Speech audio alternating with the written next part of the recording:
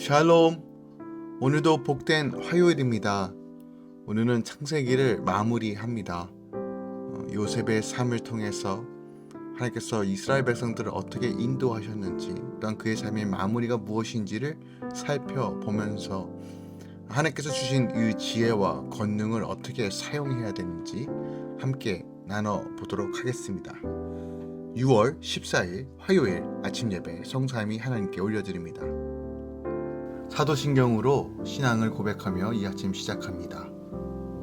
전능하사 천지를 만드신 하나님 아버지를 내가 믿사오며 그 외아들 우리 주 예수 그리스도를 믿사오니 이는 성령으로 잉태하사 동정녀 마리아에게 나시고 본디오 빌라도에게 고난을 받으사 십자가에 못 박혀 죽으시고 장사한 지 사흘 만에 죽은 자 가운데서 다시 살아나시며 하늘에 오르사 전능하신 하나님 우편에 앉아 계시다가 저리로서 산자와 죽은 자를 심판하러 오시리라. 성령을 믿사오며 거룩한 공예와 성도가 서로 교통하는 것과 죄를 사하여 주신 것과 몸이 다시 사는 것과 영원히 사는 것을 믿사옵나이다. 아멘. 오늘 하나님의 말씀은 창세기 50장 15절부터 26절까지입니다. 창세기 50장 15절부터 26절까지입니다. 요셉의 형제들이 그들의 아버지가 죽었음을 보고 말하되 요셉이 혹시 우리를 미워하여 우리가 그에게 행한 모든 악을 다 갚지나 아니할까 하고 요셉에게 말을 전하여 이르되 당신의 아버지가 돌아가시기 전에 명령하여 이르시기를 너희는 이같이 요셉에게 이르라.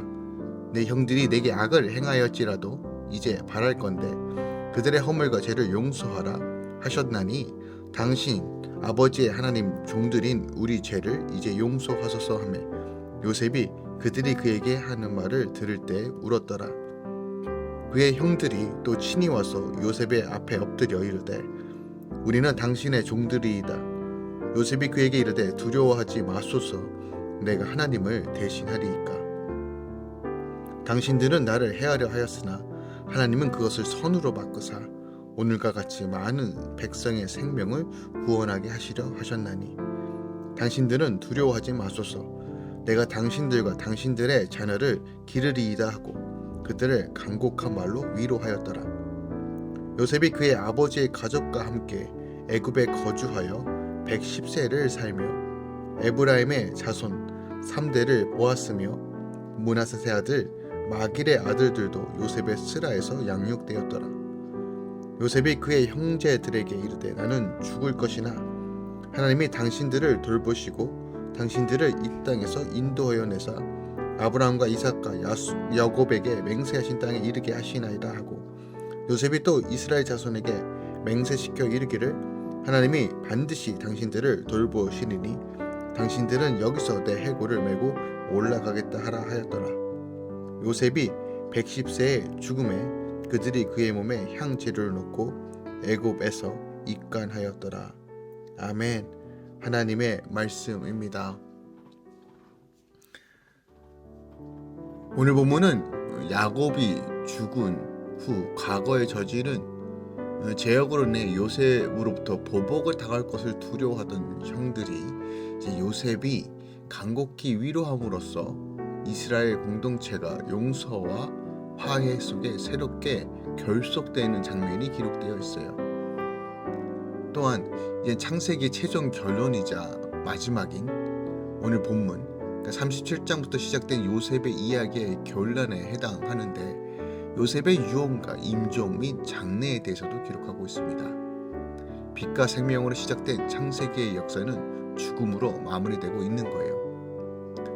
이는 우리에게 제 심각성을 경고해 줌과 동시에 인생은 누구나 그 근원이신 하나님께 돌아갈 수밖에 없다는 진리도 오늘 본문이 우리에게 가르쳐주고 있습니다. 또한 이 요셉이 품는 이 행동을 통해서 교회를 진정으로 하나 되게 하는 원동력은 성도 상호 간의 이해와 사랑이 있음을 잘 보여주고 있어요. 오늘 본문을 통해서 우리가 하나님의 말씀 가운데 깨닫고 누려야 하는 것들은 무엇이 있을까요? 조금 더 절별로 살펴보도록 하겠습니다. 먼저 15절부터 17절까지는 이제 형들의 두려움이 나옵니다. 아버지가 죽자 형들은 요셉이 자신들의 악을 갚지 않을까요? 두려움에 휩싸이죠.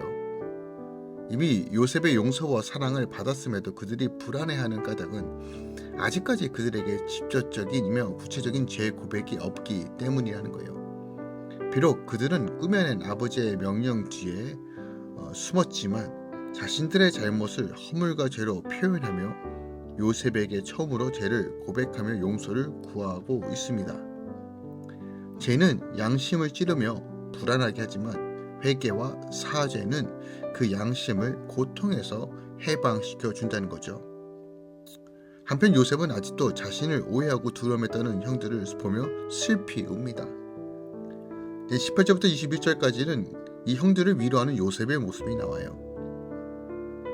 요셉이 오자 형들은 친히 와서 요셉 앞에 엎드리며 우리는 당신의 종들이라고 말해요. 형들은 요셉을 하나님의 대리자로 여기지만 요셉은 자신이 하나님을 대신하는 자가 아니라고 말합니다. 그는 자기 한계를 명확히 인식하며 자신이 단지 하나님의 도구임을 기억합니다. 그리고 자신도 아버지의 편애를 받으며 베냐민을 편애한 가해자임을 깨닫습니다. 그는 하나님이 형들의 악을 선으로 바꾸어 많은 생명을 구원하게 하신 섭리를 깨닫고 형들을 진심으로 용서하며 사랑합니다. 더 나아가 형들과 그 자녀를 길러주며 형들을 간곡히 위로하고 있어요. 22절부터 26절까지는 이제 요셉의 유언이 나옵니다. 요셉은 애굽에서 누릴 수 있는 축복을 모두 받았지만 애굽이 아닌 가나안을 바라보고 있어요. 임종 때는 그는 형제들에게 자신이 아니라 하나님이 반드시 당신들을 돌보시리라 라고 말합니다. 그리고 출애굽을 예언하며 그때 자기 해골을 메고 올라가라고 맹세시킵니다. 요셉은 400년 후 이스라엘 자손이 학대로 고통 중에 씨름할 때 하나님이 그들을 방문하여 구원하실 것을 내다보는 거죠. 요셉은 해골로서 하나님의 백성에게 출애굽의 구원을 선포했습니다. 내가 이 땅에서 천국을 소망하며 살아갈 때 반드시 우리를 지키시고 보호하여 주신다는 영적인 메시지와 진리를 선포하고 있어요. 특별하게 요셉이 자신의 해골을 메고 가나안 땅으로 가라는 것은 여전히 가나안 땅이 우리 삶의 부르심이며 영원한 안식이라는 것을 믿음으로 선포하는 거예요. 이것이 바로 성도들이 바라봐야 할 궁극적인 하나님 나라의 모습을 오늘 본문을 통해서 우리에게 가르쳐주고 있는 겁니다. 오늘 본문에서 우리가 더 깊이 묵상해야 될 것이 무엇이 있을까요? 저는 이 요셉의 삶을 통해서 다시 한번 우리가 어떻게 살아야 되는지를 좀 점검해 보기만 합니다. 야곱이 죽었습니다. 이 요셉의 형제들이 그로 인하여 요셉이 자신에게 보복하지 않을까 하여 다시 한번 요셉 앞에서 회개합니다. 요셉은 자신들의 형제들의 간곡한 요청에 눈물로 받아들이면서도 자신 앞에 엎드려 있는 형제들을 오히려 위로하고 자신이 이렇게 된 것은 모두 자신을 통해서 백성들의 생명을 구하도록 하나님께서 하신 것이라고 말하고 있어요. 요셉은 지금 자신을 철저하게 팔아넘긴 형제들을 책망하며 얼마든지 형제들 위에 군림할 수 있는 지위와 권세를 가지고 있는 상태입니다. 하지만 요셉은 자신의 권세를 자랑하지도 않고요. 오히려 그 권세가 하나님께로부터 온 것임을 알고 철저히 모든 것을 하나님께 돌리고 있는 거예요. 내가 하나님을 대신하리이까. 이 고백을 통해서 지금 요셉이 어떤 마음과 자세로 살아가는지를 우리는 너무 분명하게 볼 수 있습니다. 우리는 요셉이 자신의 권능을 어디로부터 왔으며 또 그것을 어떻게 사용해야만 하는지를 너무 잘 알고 있다는 것을 발견해요. 만약 요셉이 지극히 자기 개인적인 생각과 혹은 인본주의적인 생각을 가지고 자신의 권세를 통하여 자신의 만족을 취하려 했다면 그는 얼마든지 높아지며 대단한 기세를 가지고 통치하고 다스렸을 거예요. 하지만 그는 그렇게 하지 않았습니다. 이 모든 것들이 하나님으로부터 왔다는 것을 분명하게 인지하고 있어요. 하나님의 권능을 받은 자의 자세가 어떠해야 되는지, 더 나아가 이것을 오늘날 우리에게 표현하면 성령의 능력으로 충만한 자가 어떻게 살아야 되는지를 분명하게 보여주는 것이 오늘 바로 이 요셉의 태도와 자세입니다. 바울과 바나바에게서도 우리가 이 장면을 볼 수 있어요. 바울이 1차 전도 여행을 하던 중에 루스드라에 이르렀을 때 그곳에 있는 안진뱅이를 일으킨 사건이 있습니다. 그 사건으로 말미암아 그곳에 있는 사람들이 바울과 바나바를 그들이 섬기는 신으로 알고 그 앞에 제사를 드리려고 합니다.